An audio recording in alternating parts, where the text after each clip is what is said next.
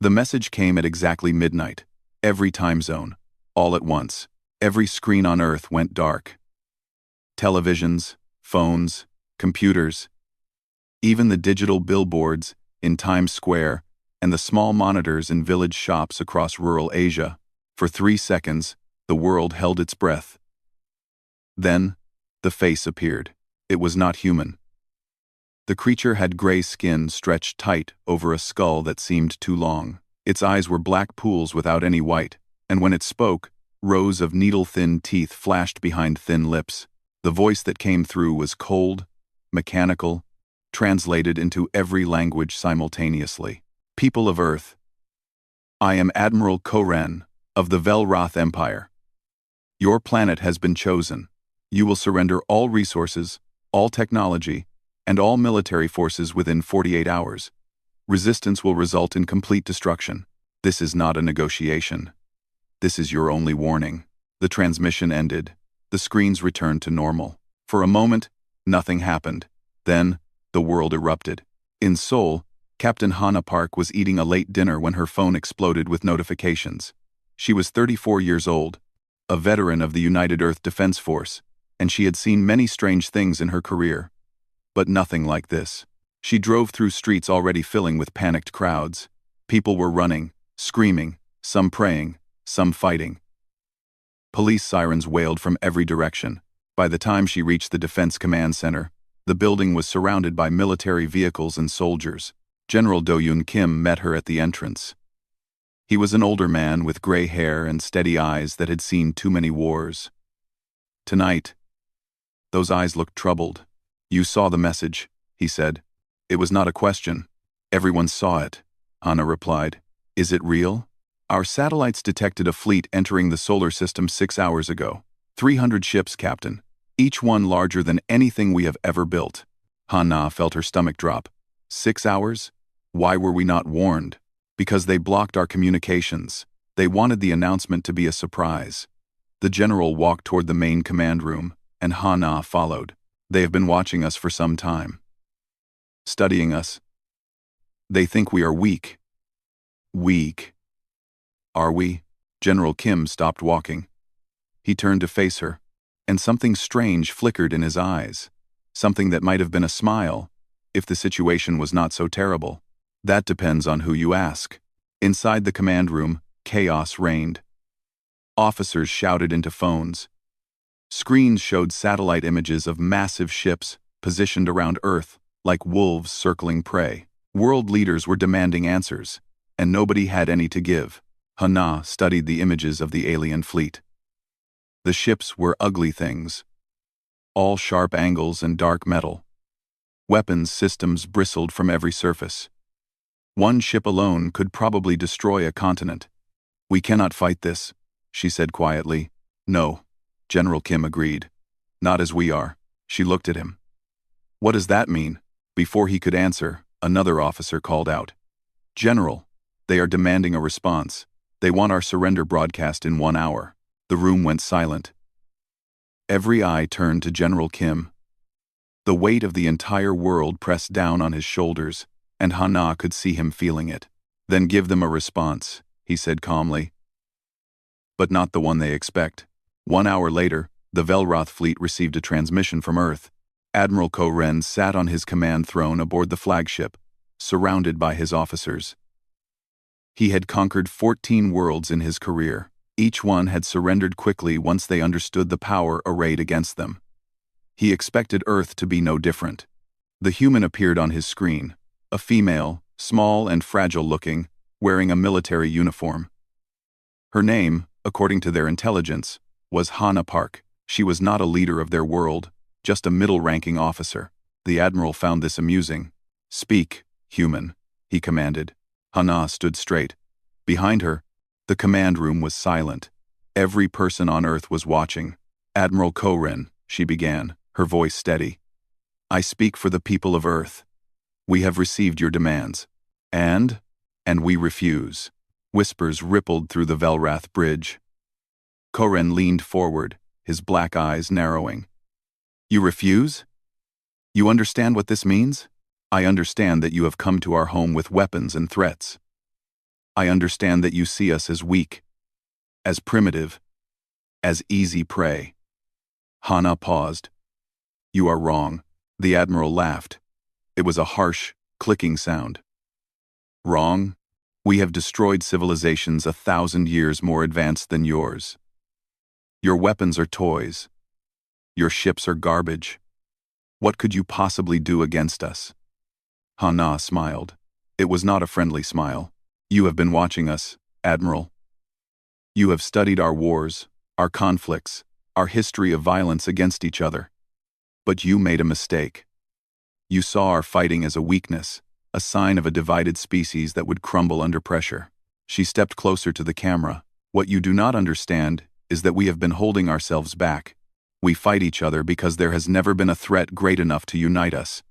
You have given us that gift. Admiral Ko-Ren felt something cold in his chest. He had seen many defiant speeches from doomed worlds. This felt different.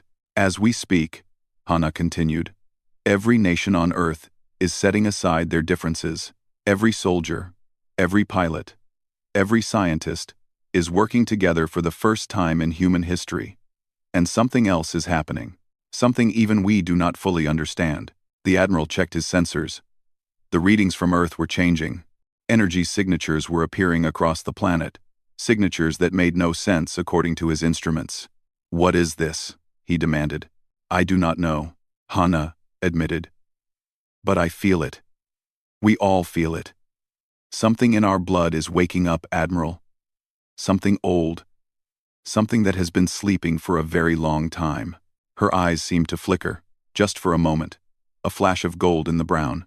You wanted war, she said. You will get it. But when it is over, the galaxy will remember this lesson. Never threaten humanity's home. Never give us a reason to become what we truly are. The transmission ended. Admiral Ko-Ren sat in silence. His officers waited for orders. The 14 previous worlds had all begged, pleaded, tried to negotiate. None had defied him like this. Prepare the invasion force, he said finally. We land in 12 hours. I want every human city burning by sunrise. But as his officers rushed to obey, the Admiral could not shake the feeling that he had just made a terrible mistake. Down on Earth, Hana felt the strange warmth spreading through her body. Around her, the other officers were feeling it too. Some looked at their hands with confusion. Others touched their faces as if checking for changes. General Kim stood beside her, watching the sky through the window. It has begun, he said. What has begun? Hana asked. What is happening to us? The old general turned to face her. His eyes, usually dark brown, now had traces of gold around the edges. Something beautiful, he said. And something terrible. Something that will make the galaxy remember why they should have left us alone. Outside, the stars seemed to tremble. And deep within every human being on Earth, ancient code written into their DNA began to execute for the first time in 10,000 years. The Velrath wanted war. They had no idea what they had just unleashed. The Velrath dropships came down like metal rain. Lieutenant Taeho Yoon watched them fall through the morning sky over Seoul. He stood on a rooftop with his squad, 7 soldiers armed with rifles that suddenly seemed very small. The alien ships were massive, each one carrying hundreds of enemy troops. They landed in the streets below, crushing cars and smashing through buildings. Orders, Lieutenant? Asked Ji-won, his second in command. She was young, only 23. But she held her weapon steady. Taeho touched the communication device in his ear. Static. The Velrath were jamming everything. They were alone. We fight, he said simply. We hold this area until civilians evacuate. The squad moved quickly through the ruined streets. Fires burned everywhere. People were running, screaming, trying to escape the nightmare that had descended upon their city. Taeho directed his soldiers to help where they could, carrying children, supporting the elderly, pointing survivors toward the underground shelters. Then the first Velrath patrol found them. The aliens were tall, almost 2 meters, with the same gray skin and black eyes as their admiral. They wore dark armor and carried weapons that hummed with deadly energy. There were 10 of them, marching through the street like they owned it. Taeho raised his rifle. Open fire. The bullets hit the aliens, but their armor absorbed most of the damage. Only one fell, and it was back on its feet within seconds. The Velroth returned fire with their energy weapons. Blue bolts of light screamed through the air. One of Taeho's soldiers, a young man named Minsu, took a hit to the chest.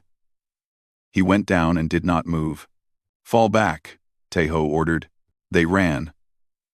The aliens pursued, firing as they came.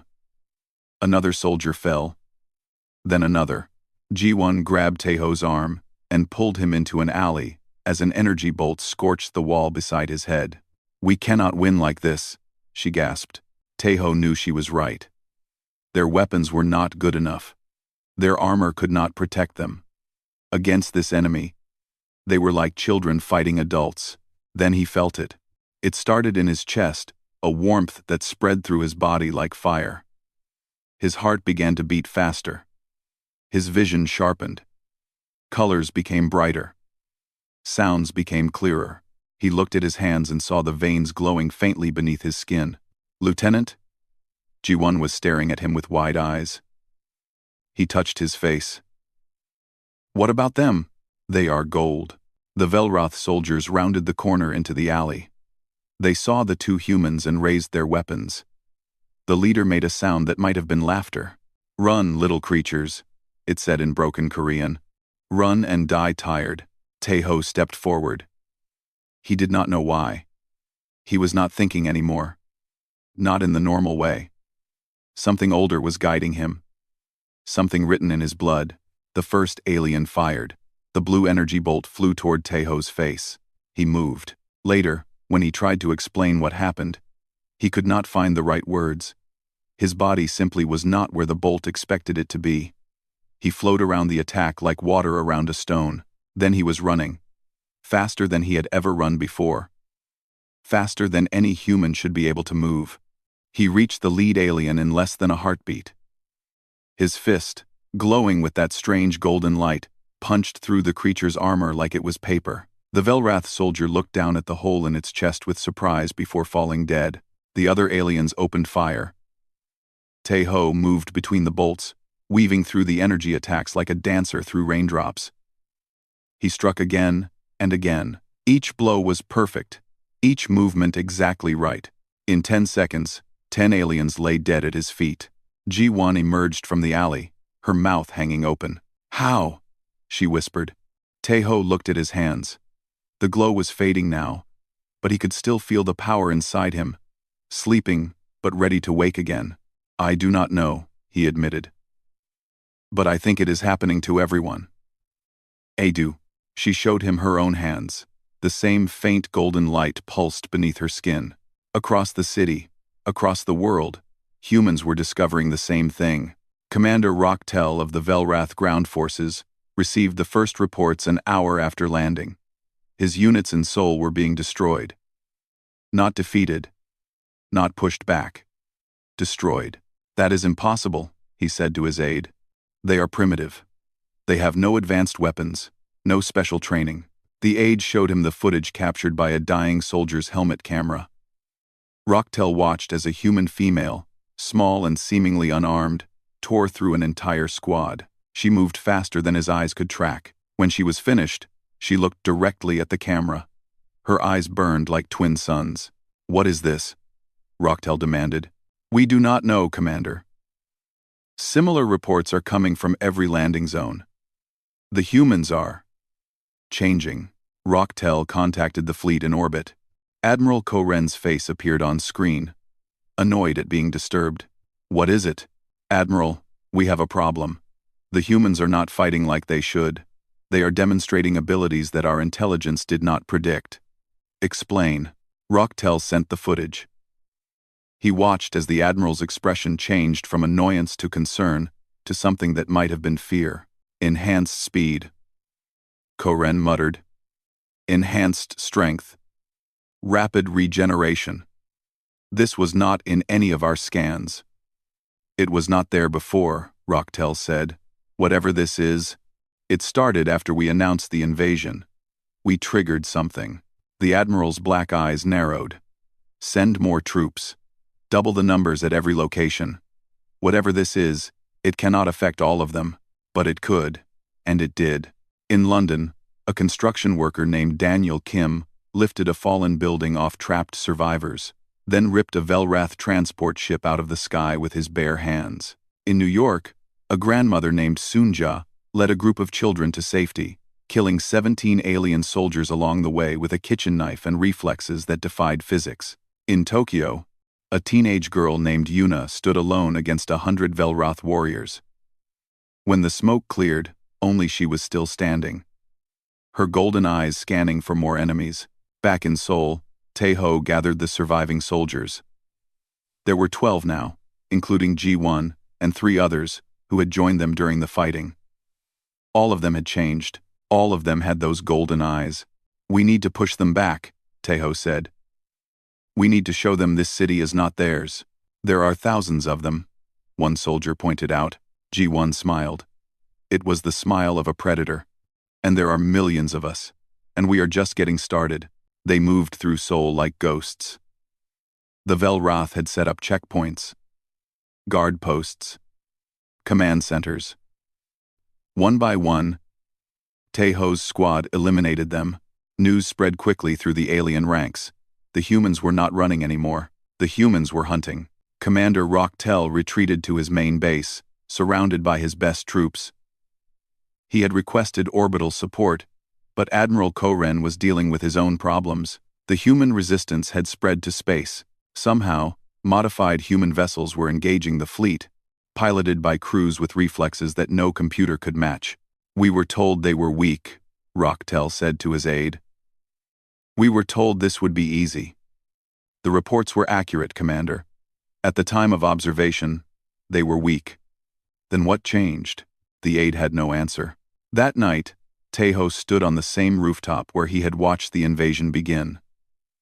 The city below was damaged, but not destroyed. Fires still burned in some places, but humans were already working to put them out. The Velroth had retreated to defensive positions, no longer advancing. "We actually stopped them," G1 said, standing beside him. "For now," Taeho replied. "They will come back stronger. They have to. Or they lose everything. And we will be stronger too." He nodded. The power inside him was growing every hour. He could feel it like a second heartbeat, a flame that would not go out. He did not understand what it was or where it came from, but he knew one thing for certain. This was only the beginning. Far above, Admiral Koren received a message from his emperor. It was short and simple. "Win this war, or do not return." He looked at the planet below, at the small blue world that was causing so much trouble. "What are you?" he whispered. As if in answer, millions of golden lights flickered across the night side of Earth.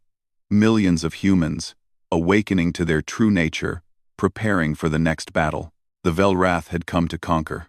They were about to learn why that was a very bad idea. Dr. Subin Kang had not slept in 3 days. She sat in her laboratory at Seoul National University, surrounded by screens showing data that should have been impossible. Blood samples from transformed humans. Brain scans. DNA analysis. Every result told the same impossible story. "This cannot be natural," she whispered to herself for the 100th time. The door opened, and General Do Yoon Kim walked in. His eyes still carried that golden light around the edges, though it was faint now. The transformation affected people at different rates. Some, like the soldiers on the front lines, had fully changed. Others, like the general, were still in the early stages. "What have you found?" he asked. Subin pulled up her main display. It showed a strand of human DNA, but parts of it were highlighted in red. "These sequences should not exist," she said. "They are not from Earth. They were not created by evolution. Someone put them there. Someone? Something. A civilization far more advanced than anything we have ever imagined. These DNA sequences have been dormant in human beings for at least 10,000 years. They activate only under specific conditions." The general studied the screen. "What conditions?" "Existential threat. When the survival of the species is truly in danger, when there is no other choice, The sequences wake up. Subin pulled up another display. It explains everything. The enhanced speed, the strength, the regeneration. We were designed this way. General Kim was silent for a long moment. You are saying we were engineered, created, like weapons, like guardians, Subin corrected. The coding is very specific. The abilities only activate for defense, never for aggression. We cannot use these powers to attack first, but when attacked, when truly threatened. She gestured at the window, where the morning light revealed a city that had survived an alien invasion. When threatened, we become something else. Do you know who made us this way? Subin shook her head. The engineering is millions of years old. Whoever they were, they are long gone. But they left us a message in the code. Would you like to see it? She pulled up the final display. The general read the words, translated from a language that should have been impossible to decode. Children of Saul. We have given you a gift and a burden. You will forget this message. You will forget us. But when darkness comes to your world, you will remember what you truly are. Protect your home, protect each other, and know that you were never alone. The room was silent. 10,000 years, General Kim finally said. We have been sleeping for 10,000 years, and now we are awake. Across the city, Hana was meeting with representatives from other nations.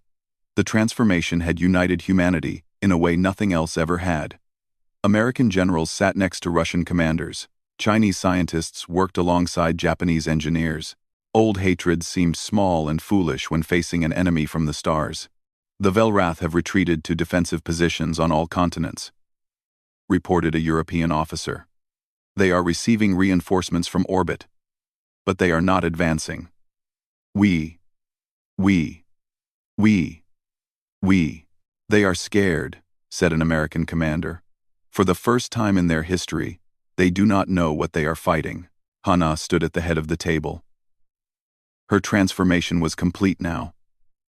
Her eyes burned with constant golden light, and she could feel the power humming through every cell of her body. She was stronger than she had ever been, faster, more aware, but she was still herself. Still human. We need to send them a message, she said. Not just to the Velrath, to everyone. Everyone? General Kim found something in the intel we captured from their fleet. The Velrath are not alone. There are hundreds of species in this part of the galaxy. Many of them are watching this war, waiting to see what happens. A murmur went through the room. If we show weakness, Hana continued, other species might try the same thing. But if we show them what happens when you attack Earth, she pulled up a display. It showed footage captured by humans around the world. Men and women with golden eyes fighting back the invasion. Ordinary people becoming extraordinary warriors. Children protected by parents who could now bend steel with their bare hands. We show them this, Hana said. We broadcast it across every frequency, to every ship, every planet, every corner of the galaxy. Let them see what we become when threatened. Let them decide if they want to be next. The vote was unanimous. Admiral Ko Ren received the broadcast on his flagship. He watched with growing horror as image after image appeared on his screen. A human soldier dodging energy bolts and tearing through armored warriors. A scientist lifting a crashed ship off trapped civilians. A child, no more than 10 years old, standing between a Velrath death squad and a group of elderly refugees. The child's eyes glowed so bright they were almost white. The death squad never stood a chance. This is Captain Hana Park of the United Earth Defense Force, spoke the voice accompanying the footage. You came to our world with weapons and threats. You called us weak. You called us primitive. You were wrong. The footage continued. Scenes from every continent, every city, every battleground. We do not know why we can do this. We do not know who made us this way. But we know what it means. It means that Earth is not yours to take. It means that humanity will not surrender. It means that every being in this galaxy should learn this lesson. We will not start fights, but we will finish them. The final image showed Earth from space. The planet glowed with millions of tiny golden lights. like stars reflected in a dark sea. To the Velrath Empire, leave. Leave now, while you still can. To everyone else watching this broadcast, remember what you have seen. Remember what happens when you threaten our home. And ask yourself, is it worth it? The broadcast ended. Admiral Koren sat in silence. Around him, his bridge crew waited for orders. None came. Far away, on dozens of worlds, other species watched the same broadcast. The Jahal Tori, who had been preparing their own invasion fleet, the Morkem, who had planned to scavenge whatever the Velroth left behind, the ancient Silvathi, who had observed humanity for centuries and always considered them insignificant. All of them saw the golden-eyed humans. All of them saw what happened to the Velrath invasion force. One by one, they made decisions. The Jahal Tori fleet commanders contacted their emperor. Cancel the invasion, they recommended. Earth is not worth the cost. The Morkem scavengers changed course, seeking easier prey elsewhere. The Silvathi Council met in emergency session. Their eldest member, over 3,000 years old, watched the broadcast 7 times before speaking. We made a mistake, she said. We thought they were young, primitive, alone. They are young. Another council member argued. This transformation is new. They do not even understand it themselves. That makes them more dangerous, not less. The elder's eyes were troubled. Young fire burns hottest. And they were created by someone powerful enough to engineer an entire species as living weapons, then hide for 10,000 years. What do you recommend? The elder considered. Send them a message. Not a threat. An offer of friendship. Whatever war was coming, whatever enemy they were designed to fight, it may still be out there. And when it arrives, I would rather be standing beside the humans than against them. Back on Earth, Dr. Subin continued her research. She had found more messages hidden in the code, fragments of warning from their ancient creators. The darkness will return, she read aloud to General Kim. Be ready. You are the first line of defense. You are the light against the void. You are humanity. The darkness, the general repeated. They never say what it is. No. But they were afraid of it. Afraid enough to create us, to hide us, to wait 10,000 years for us to be needed. Outside the window, the sun was setting. The sky burned with colors of orange and gold, matching the light in human eyes across the planet. The Velrath are leaving, reported a communications officer. Their fleet is pulling back. General Kim nodded. Let them go. We have made our point. But Subin was not so sure. She looked at the ancient messages, at the warnings hidden in their very blood, and wondered. The Velrath were just the beginning. The real enemy, the darkness their creators feared, was still out there, and it was coming. The Velrath were not leaving. Hana received the intelligence report 3 weeks after the broadcast. Admiral Koren had retreated, yes, but only to regroup. He had called for reinforcements from the heart of the Empire. 2,000 ships were on their way. This would not be an invasion. This would be an extermination. He cannot accept defeat, General Kim said during the emergency council meeting. His emperor demanded victory. If he returns without it, he dies. So he would rather destroy us than face his own failure, Hana replied. He believes overwhelming force will work. He thinks our transformation has limits.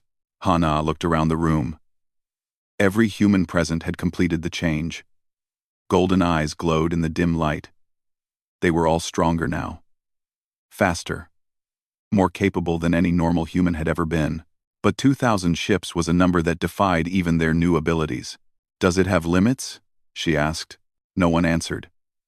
The truth was, they did not know. The transformation was still new. Still being understood. Dr. Subin had theories. But theories were not facts. There is another option, said a voice from the doorway. They turned. A woman walked in, tall and thin, with silver hair and eyes that were not gold but a deep, ancient violet. She was not human. Who are you? General Kim demanded, his hand moving toward his weapon. My name is Telsora. I am a Silvathi diplomat. My people sent me to deliver a message and an offer. The room tensed. The Silvathi were one of the elder races, observers who rarely interfered in galactic affairs. Their presence here was unprecedented. What message? Hana asked. The transformation you have experienced was not an accident. You were designed to defend against a threat far greater than the Velroth Empire. My people know this because we were there when you were created. Silence. Then a dozen questions erupted at once. Telsora raised a hand. I will explain everything. But first, the offer. We want to help you. The Silvathi will provide technology, knowledge, and ships. In exchange, we ask only one thing. When the darkness comes, remember that we stood with you. The darkness, Subin said. Our DNA contains warnings about this darkness. What is it? Telsora's violet eyes dimmed. Something ancient. Something that consumes all life it encounters. It sleeps now, far beyond the edges of known space. But it is waking. And when it fully awakens, it will come for everyone. Human. Silvathi. Velroth. Everyone. How long? General Kim asked. We do not know. Decades. Centuries. Perhaps less. Telsora looked at Hana. But you were built to fight it. Your creators sacrificed everything to make you ready. Do not waste that gift fighting the Velrath. Hana considered. You want us to let them go? After what they did to us? No. I want you to defeat them so completely, so absolutely, that no one ever attacks Earth again. Then I want you to prepare for what is coming. How do we defeat 2,000 ships? Telsora smiled. It was the first emotion she had shown. By showing the galaxy what happens when humanity stops holding back. 1 month later, the human fleet launched. It was not much of a fleet by galactic standards. 50 ships, hastily modified with Silvathi technology, and crewed by transformed humans. Against the approaching Velroth armada, they should have been destroyed in minutes. Ha-Na commanded from the bridge of the flagship, a converted cargo vessel now bristling with weapons.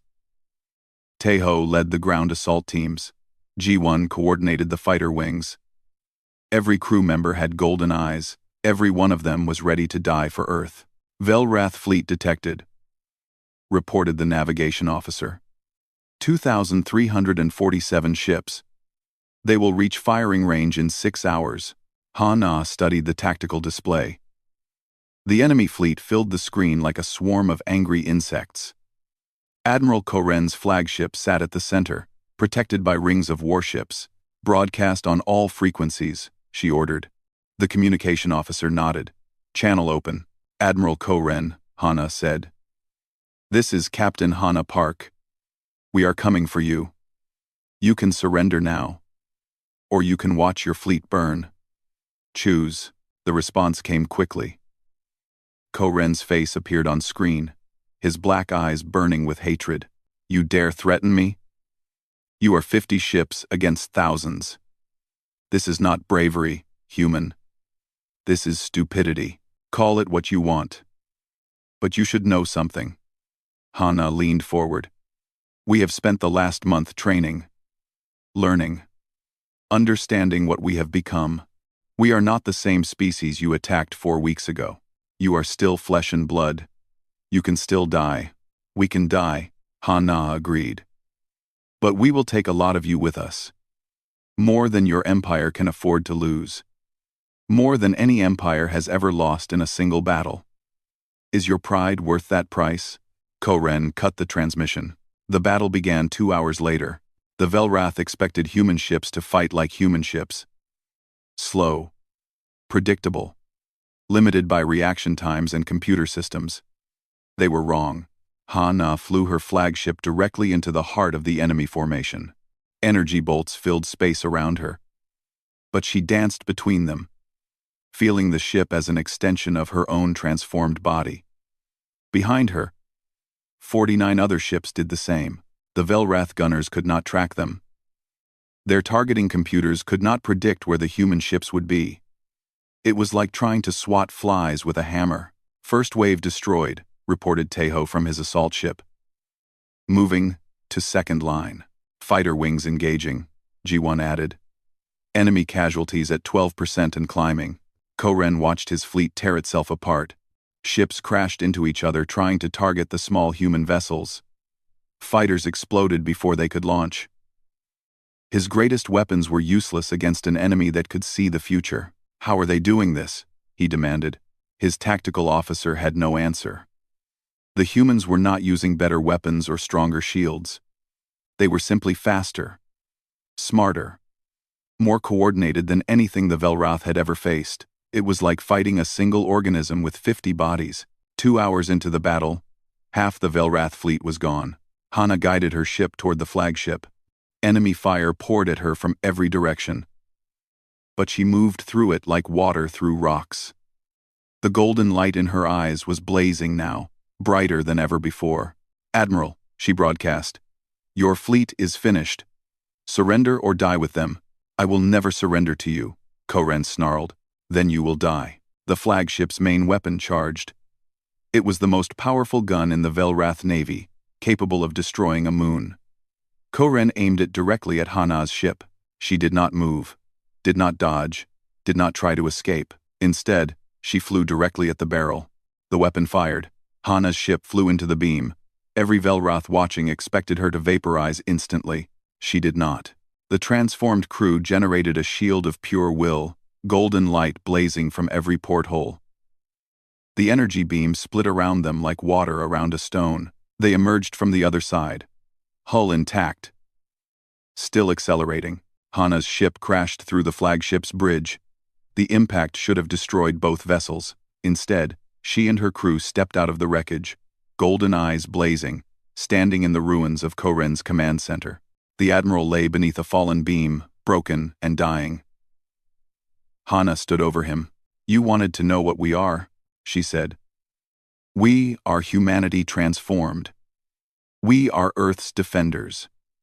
We are the children of those who knew darkness was coming and gave us the power to face it."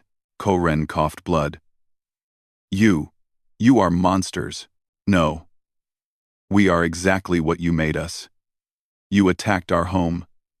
You threatened our children. You gave us a reason to stop holding back." Hana knelt beside him. "Remember this. If you remember anything, tell your emperor, tell your whole empire. Earth is protected, and we are just getting started." The battle ended 3 hours later. Of 2,000 Velrath ships, fewer than 200 escaped. They fled toward the edge of the solar system, broken and terrified. Hana stood on the bridge of a captured warship, watching them go. "Should we pursue?" Tejo asked. She shook her head. "Let them run. Let them tell everyone what happened here. Let them spread the fear." "The war is over?" Hana looked at the stars. Somewhere out there, the darkness waited. The real enemy. The reason humanity had been created. "This war is over," she said. "But there will be others. We need to be ready." On Earth, humans celebrated. The invaders were defeated. Their home was safe. Their species had evolved beyond anything they had imagined. But those with golden eyes, those who had felt the full power of the transformation, knew the truth. This was not the end.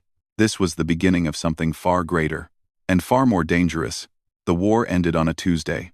3 months after Admiral Koren's fleet was destroyed, the Velrath Emperor himself broadcast a message to Earth.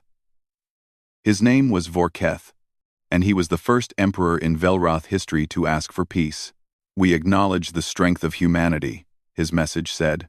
"We request formal end to hostilities. We offer apologies." Hana watched the broadcast from the new Earth Defense Headquarters, built in the heart of Seoul. Around her, commanders from every nation studied the Emperor's words with suspicious eyes. "It is a trick," said the American general. "They are regrouping. Their empire is in chaos," Telsora reported. The Silvathi diplomat had become a permanent fixture at human command meetings. News of their defeat spread quickly. 3 of their subject worlds have already rebelled. They cannot afford to continue this war. B. Do we accept? Asked General Kim.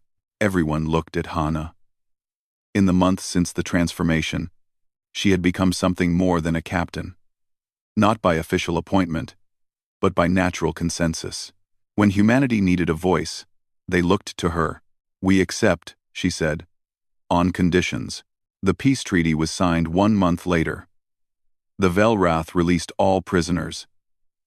They paid compensation for the damage they had caused. Most importantly, they agreed to share everything they knew about the galaxy, including the darkness that lurked at its edges. We do not know much, the Velrath ambassador admitted during the information exchange. Only rumors. Old stories. But we have records of civilizations that simply disappeared. Entire species, entire star systems, gone without trace. How many? Subin asked. Hundreds, maybe thousands, going back millions of years. Lieutenant Tejo had returned to Earth a hero. The soldier who had first discovered his transformation in the streets of Seoul was now one of humanity's most respected warriors. But he did not feel like a hero. He felt like a man with too many questions. He found G1 at the memorial they had built for fallen soldiers. Thousands of names were carved into the black stone. Too many names. 60,000 dead, G1 said without turning around. That is how many we lost in the invasion. And we killed millions of them, Tejo replied. Does that make it better? No. They stood in silence, watching the sunset paint the memorial in shades of gold and red. What happens now? G1 asked. Tejo thought about the darkness. The ancient enemy that their creators had feared. The thing they had been built to fight. We prepare, he said. We get stronger. We learn everything we can about what is coming. And if it never comes? If we spend our whole lives waiting for an enemy that stays asleep? Tejo smiled. It was a sad smile, but a real one. Then we live. We rebuild. We become something better than we were. That would not be the worst fate. On the other side of the planet, Hana was meeting with Telsora and a council of alien representatives. The Silvathi had been true to their word, providing technology and knowledge. Other species had followed. The Jahaltori, who had once planned to invade, now offered trade agreements. The Morchem sent scientists to study human transformation. Even species that had never contacted Earth before sent ambassadors. They are afraid of us, Hana said during a private moment with Telsora. Yes, the diplomat agreed. But fear is not always bad. Fear can lead to respect. Respect can lead to friendship, or it can lead to another attack. Possible. But unlikely now. The galaxy has seen what happens when humanity is threatened. No one wants to be the next Velrath. Hana looked at the map of known space displayed on the wall. Earth was a tiny dot at the edge of everything, a small blue world that had nearly been destroyed, and had instead become the most feared planet in the galaxy. Our creators, she said. Do you know who they were? Telsora was quiet for a long time. We have theories. There was a species, long ago, called the Architects. They were old when my people were young. They built wonders across the galaxy. Things we still do not understand. And then, about 12,000 years ago, they disappeared. The darkness? Perhaps. Or perhaps they saw it coming and chose to prepare. They could not fight it themselves, but they could create something that could. Telsora looked at Hana with her violet eyes. You, Captain. They created you. 1 year after the war ended, Tejo led a mission to Velrath Prime. Not as a conqueror. Not as an enemy. As an ambassador. He landed in the capital city with a small team, including G1 and a dozen other transformed humans. The Velrath watched them with a mixture of fear and wonder. These were the creatures that had defeated their greatest fleet. These were the golden-eyed demons that haunted their nightmares. Tejo walked through the streets. Past buildings damaged in the rebellions that had followed the war. Past statues of fallen emperors. Past crowds of gray-skinned aliens who parted before him like grass before wind. He stopped at a plaza in the center of the city. There was a monument there, listing the names of Velrath soldiers killed in the war. Thousands and thousands of names. Lieutenant? G1 asked. What are you doing? Taeho reached into his bag and pulled out a small package. Inside was soil from Earth, collected from 100 different countries. "We did not choose this war," he said, loud enough for the gathered Velroth to hear. "We did not want it. We defended ourselves because we had no choice. But the war is over now. The killing is done." He knelt and pressed his hands into the Velroth soil. Then he mixed the earth soil into it, blending the two together. "This is not conquest," he said. "This is a promise. Your dead are not forgotten. Our dead are not forgotten. And when the darkness comes, we will face it together. All of us, human and Velroth, and everyone else in this galaxy." He stood and planted a small earth flag in the mixed soil. Not as a symbol of victory, but as a symbol of hope. The crowd was silent. Then, slowly, a single Velroth stepped forward. He was old, his gray skin wrinkled, his black eyes clouded with age. He looked at Taeho for a long moment. Then he bowed. One by one, others followed. Not all of them, not even most of them. But enough. Enough to show that peace was possible.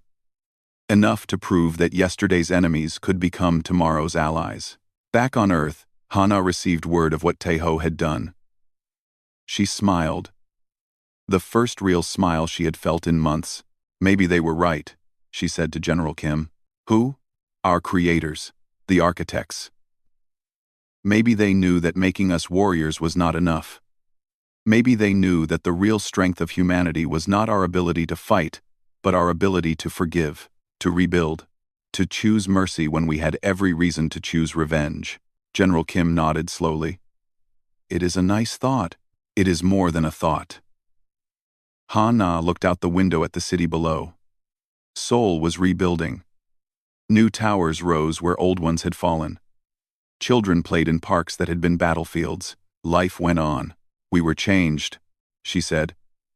"We became something more than human. But we are still human. Still capable of love and hope and kindness. That is the real transformation. Not the golden eyes or the super strength, the ability to become more without losing who we are." In the years that followed, humanity spread across the stars. They built new ships, established new colonies, formed alliances with dozens of species. They trained for the darkness that might come, preparing weapons and strategies for an enemy they had never seen. But they also laughed. They loved. They created art and music and stories. They raised children who played with alien friends. They built a future that their ancestors could never have imagined. And in the quiet moments, in the dark spaces between stars, they remembered. They remembered the day the Velroth came. They remembered the transformation. They remembered the choice they had made, to be protectors instead of conquerors.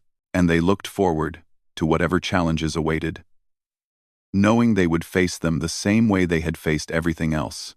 Together, as humanity, transformed but never broken, ready for whatever came next. The galaxy had learned its lesson. Earth was protected, and humanity was just getting started.